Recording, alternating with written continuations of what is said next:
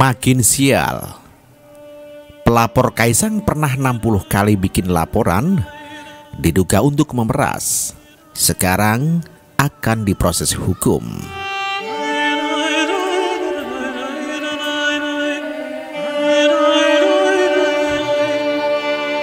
Mungkin ini yang dinamakan karma. Apa yang kita tanam akan kita tuai sesuai dengan apa yang ditanam. Jika kita menanam kebaikan, jika kita menanam kebaikan, itulah yang akan kita dapatkan. Begitu pula dengan sebaliknya. Jika kita menanam kebusukan hati, kebusukan itu pula yang akan kita panen. Inilah gambaran yang sangat cocok yang sedang menimpa Muhammad Hidayat, sang pelapor yang mendadak tenar karena melaporkan Kaisang Pengarap. Fakta terbaru dari orang ini adalah ternyata laporan yang dibuat ini bukan pertama kalinya. Tercatat orang ini sudah 60 kali membuat laporan ke polisi. Untuk apa? Awalnya sih katanya untuk membantu menegakkan hukum. Ternyata ini hanyalah topeng. Apa ada maksud lain dari ini semua? Padahal sudah berumur 52 tahun. Sudah saatnya hidup tenang dan enjoy. Tetapi malah cari perkara yang kemudian merugikan diri sendiri. Laporan tersebut banyak menyasar para pejabat, khususnya yang berada di Bekasi. Diduga itu dilakukan untuk melakukan pemerasan dengan bermodalkan laporan polisi.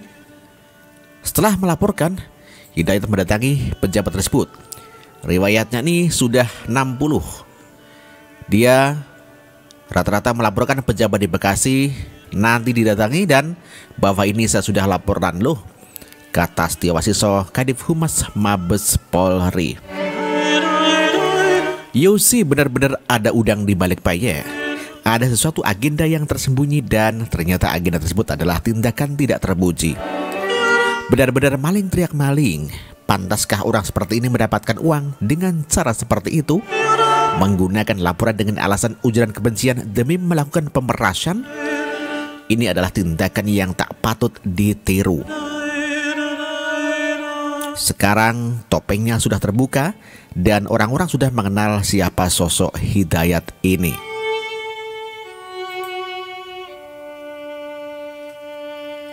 Bukan hanya malu yang didapatkan, tapi juga kesialan akan segera menghampiri. Ibarat sudah jatuh tertimpa kerbau. Setia menjelaskan bahwa Hidayat akan kembali menjalani proses hukum dalam kasus ujaran kebencian yang membuatnya jadi tersangka. Dia sebenarnya pernah ditahan tapi ditangguhkan dengan alasan kemanusiaan. Ditangguhkan karena kemanusiaan, dia sudah tua. Harusnya dia masih ditahan ini, makanya mau diproses lanjut. Dia di luar malah bikin resah seperti itu, kata Setio. Nah, kan apa saya bilang. Bumerang yang dilempar Hidayat meleset tidak mengenai Kaisang, tapi sekarang malah kena wajah sendiri. Saya ingat orang ini pernah bilang dia heran kenapa laporan terhadap Kaisang ini sangat cepat diproses. Pada sebelumnya seolah tidak digubris. Ada dua analisis. Analisis pertama, Hidayat sama sekali tidak kenal siapa itu Kaisang. Kalau begini berarti Hidayat sangat sial ya. Kalau begini berarti Hidayat sangat sial membuat laporan ini. Dipikirnya semua orang bisa diperas. Ternyata yang dilaporkan ini adalah anak presiden dengan laporan yang mengada-ada. Sekarang kasus hukumnya akan diteruskan. Salam gigit jari sajalah, semoga beruntung.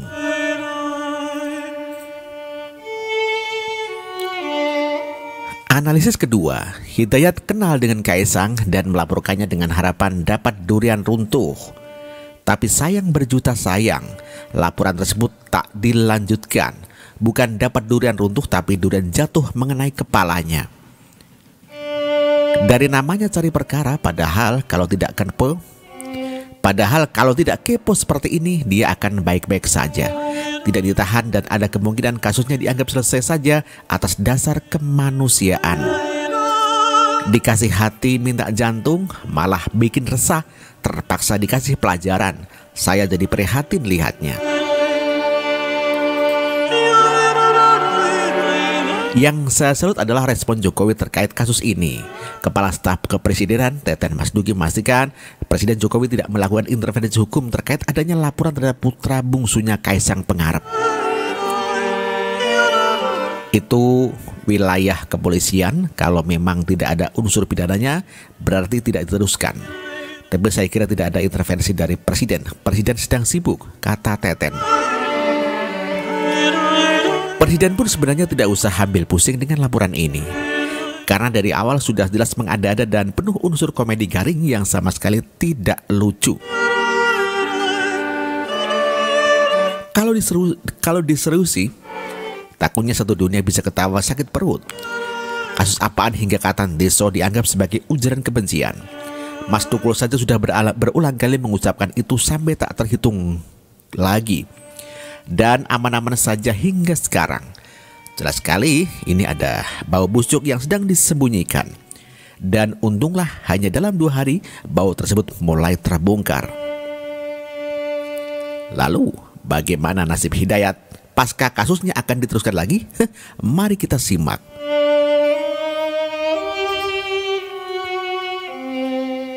Demikian ditulis oleh X Hardy.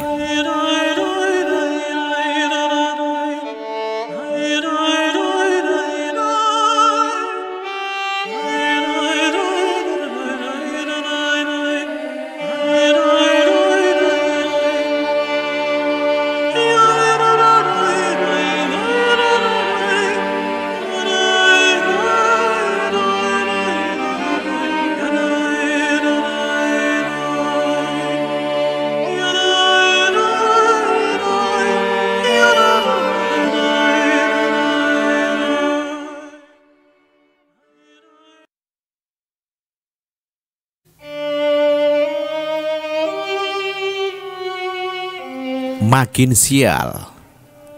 Pelapor Kaisang pernah 60 kali bikin laporan,